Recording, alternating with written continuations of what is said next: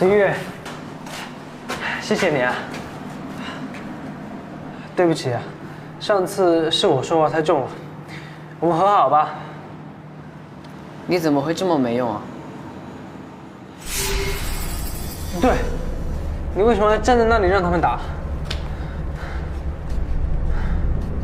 你不要摇头，你说，为什么？因为比较划算。什么意思啊？